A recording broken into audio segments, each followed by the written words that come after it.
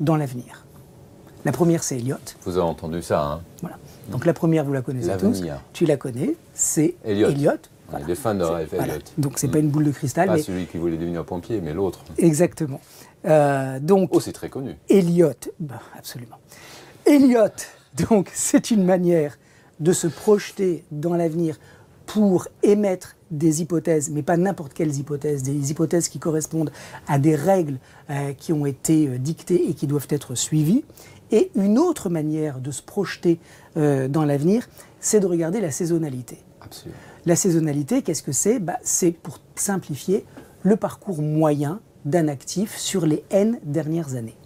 Alors, moi, ce que j'ai fait, c'est que j'ai regardé la saisonnalité du S&P sur les 50 dernières années, donc 1975-2025, sauf que je n'ai regardé la saisonnalité que sur les années post-électorales. Ah bon?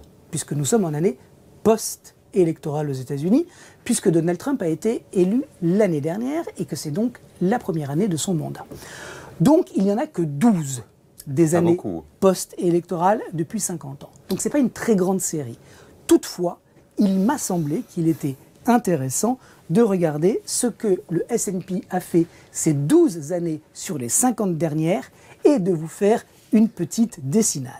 Franchement, toute cette intro, hein, il chauffe la salle, c'était fantastique. Merci beaucoup pour cette intro. Alors, qu'est-ce que ça nous montre? Alors, on se met en petit. Ah oui, parce absolument. Que là, parce que franchement, honneur au tableau que tu as fait. Franchement, quelle dessinade.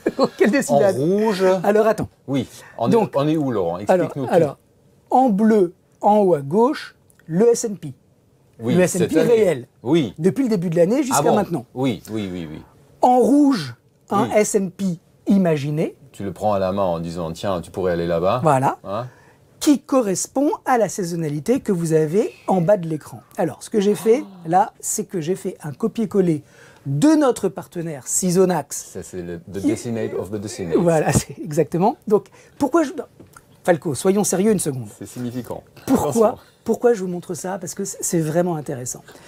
Pourquoi c'est intéressant? Parce que, regardez, mois de juin, donc en bas, ce que vous avez, c'est le parcours moyen du S&P, les 12 années post-électorales qui ont existé depuis 1975, depuis 50 ans.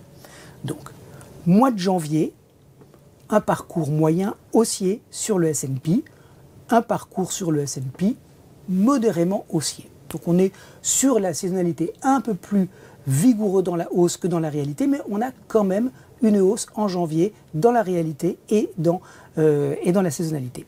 Ensuite, en février, on a une hausse et une baisse. Sur le S&P, une hausse et une baisse. Au mois de mars, alors le mois de mars, c'est le mois où effectivement, on a eu un début de volatilité sur le S&P. Donc on voit qu'il commence là, le mois de mars, il se termine là, donc baissier. Sur le mois de mars, dans la saisonnalité, un mois de mars plutôt haussier. Donc décorrélation entre la saisonnalité et la réalité en mars. Ensuite, en avril, j'ai envie de dire que c'est un mois qui compte pour du beurre, puisque le 2, c'est l'annonce des droits de douane réciproques, le 9, c'est l'annulation des droits de douane réciproques, et ensuite, on part à fond à la hausse.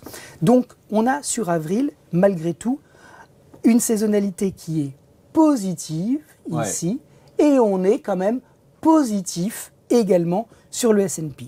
Au mois de mai, positif sur la saisonnalité, positif sur le S&P. Donc on a cette année une saisonnalité qui peut nous servir de roadmap, de point de repère par rapport à ce qui est en train de se passer. Alors, si cette saisonnalité indique quoi que ce soit de pertinent, qu'est-ce qu'elle nous dit? Elle nous dit qu'au mois de juin, sur le S&P, on va avoir un mois qui est flat. Donc en rouge, j'imagine un mois flat sur le S&P. Et puis la saisonnalité nous dit en juillet, le rallye repart. Donc en juillet, le rallye repart. En août et en septembre, le marché se contracte. Donc ça veut dire qu'on repartirait à la baisse. Et à partir de début octobre, saisonnalité classique de hausse des cours sur octobre, novembre, décembre. Et donc hausse des cours octobre, novembre, décembre. Donc si la saisonnalité nous sert de guide. Et encore une fois, je ne suis pas en train de vous dire que ce que la saisonnalité nous dit va se passer, mais de quels outils nous disposons aujourd'hui pour essayer d'anticiper et de nous projeter. La saisonnalité et Elliott. Donc, ça vaut ce que ça vaut.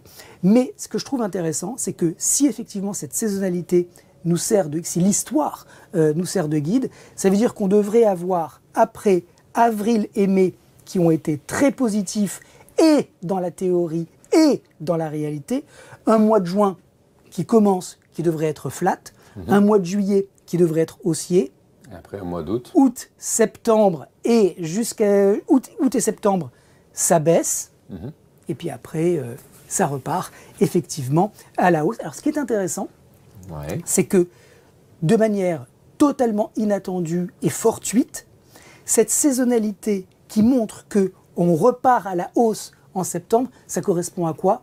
À la première baisse éventuelle des taux directeurs de la Fed. Ah. Mais ça, c'est tout à fait fortuit, puisque les 12 dernières années, il n'y a pas eu de baisse des taux. Mais c'est intéressant de voir que si effectivement, ce que le marché anticipe maintenant, c'est une baisse de taux à la rentrée scolaire, c'est-à-dire septembre-octobre, et que la saisonnalité nous sert de guide, et que la Fed baisse vraiment les taux, eh bien, cette première baisse de taux pourrait être un facteur de boost sur les actions américaines. Ce niveau-là, c'est 5600, comme tu as aussi choisi pour l'émission Elliott, en fait. Oui. Et on termine l'année, grosso modo, à 6400, 6500, ce qui, par rapport au 1er janvier, correspondrait à une hausse sur le S&P d'environ 11%, qui est, on va dire, plausible. Merci beaucoup, Laurent. Ça, c'était très intéressant pour le S&P 500. Nous allons maintenant continuer avec